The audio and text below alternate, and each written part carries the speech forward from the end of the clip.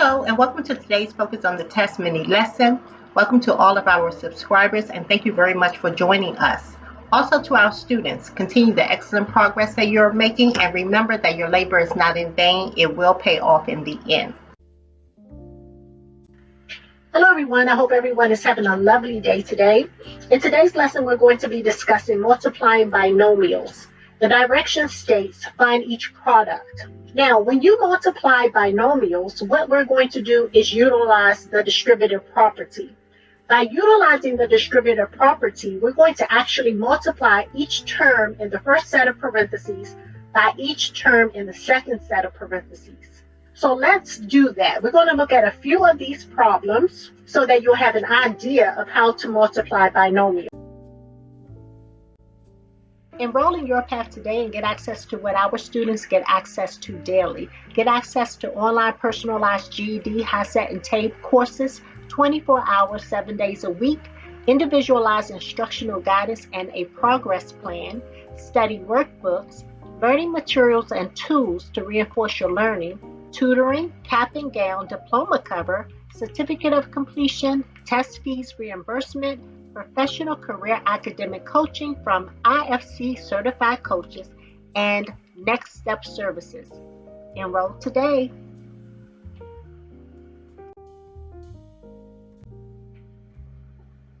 Congratulations to Mr. Antone on earning his high school equivalency diploma. We are exceptionally proud of you. Outstanding work. Mr. Antone is our third graduate to make up our class of 2022. Mr. Antone enrolled in YourPath on February 26, 2022. In 10 months, he completed his coursework and took and passed all of his exams on the college readiness level, scoring perfect scores in science and social studies. Mr. Antone demonstrated a sincere commitment to earning his diploma. He honored his projected test dates and earned his high school credential in a reasonable time frame. It is a pleasure to witness this outstanding accomplishment. Mr. Antone has invested a lot of work, time, and energy and made enormous sacrifices to achieve his goal. So again, congratulations, Mr. Antone. A job very well done.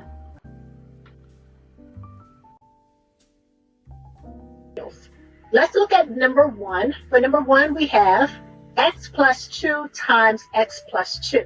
So we're going to multiply x times x. That's going to give us x squared. And then we're going to have x times 2, and that's going to give us plus 2x. Now we're through with the first term in the first set of parentheses. Now we have to go to the second term in the first set of parentheses and multiply that term by each term in the second set of parentheses. So let's do that. So here we have 2 times x will give us plus 2x because we have two positives. So that's going to give us plus 2x. And now we have 2 times 2 will give us plus 4. The next step that you're going to do is you're going to identify your like terms. In this case, we have 2 like terms. We have 2x and 2x. When we add those, that's going to give us 4x. So when we rewrite this problem, we're going to have x squared. We're adding our 2 like terms, which will give us plus 4x. And now we're going to bring down our plus 4. So our answer, or our product, is x squared plus 4x plus 4. Now let's look at another example. We're going to look at example number 18, because in this case we actually have a negative and a positive. And so that's going to change our answer slightly in terms of we won't have all positives. Okay, so let's look at number 18. For number 18, let me change my marker.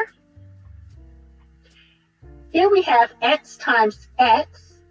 2 positives will give us x squared. And then we have x times positive 2, which will give us positive 2x.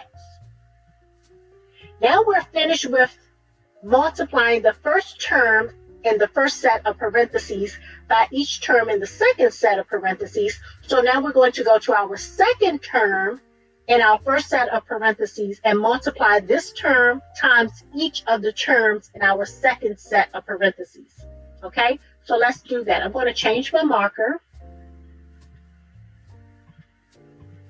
So here we have a negative 7 times x will give us a negative 7x, because we're multiplying a negative and a positive, and that's going to give us a negative.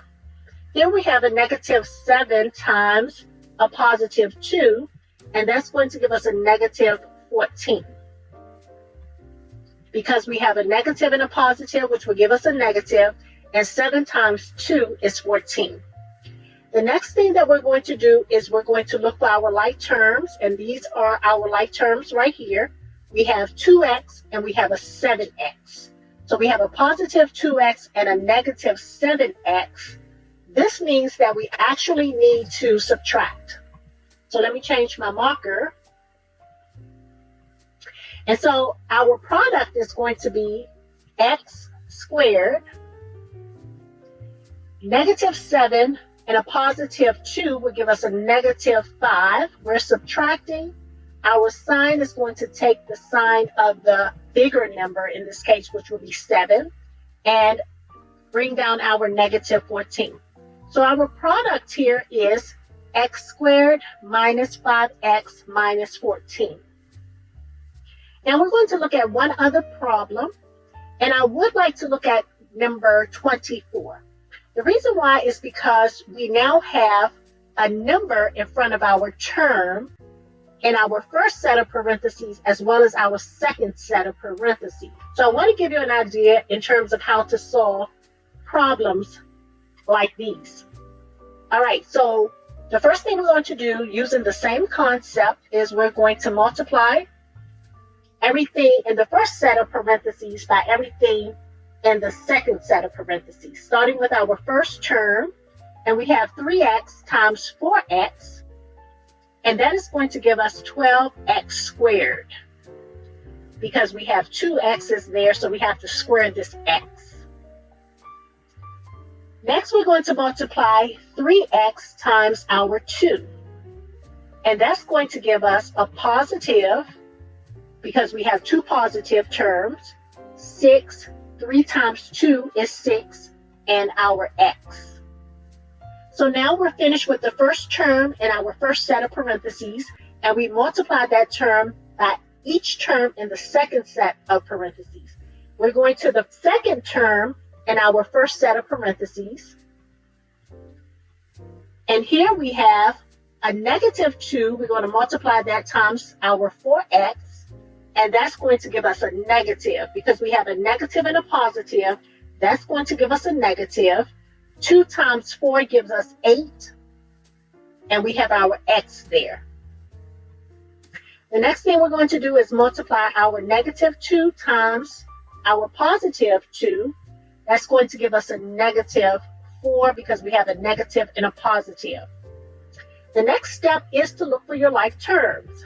Highlighting my like terms, I have a positive 6x and a negative 8x. Because I have a positive and a negative, I already know or should know that I'm going to subtract. When I subtract, I'm going to get, and let me change my pen here, I'm going to get a negative 2x. My sign is going to take the sign of the bigger number. In this case, 8 is bigger than 6. So I get a 2x when I subtract, a negative 2x.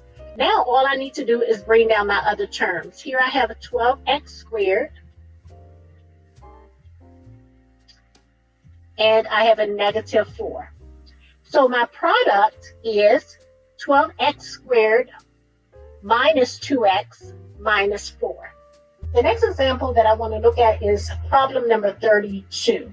The reason I want to look at problem number 32 because it is unique. You have an x squared in the first set of parentheses and an x squared in the second set of parentheses. So let's talk about this. Now, you want to apply the rules in terms of when you have exponents where you're multiplying the base. the rule is that you have to add the exponents, right? So in this case, when we go to multiply using the distributive property, we have x squared times x squared, and that's going to give us, I'm going to write it here so I have enough room, that's going to give us x to the 4th power, because we're adding our exponents. And then we're going to multiply x squared times a negative 2, and that's going to give us a negative 2x squared.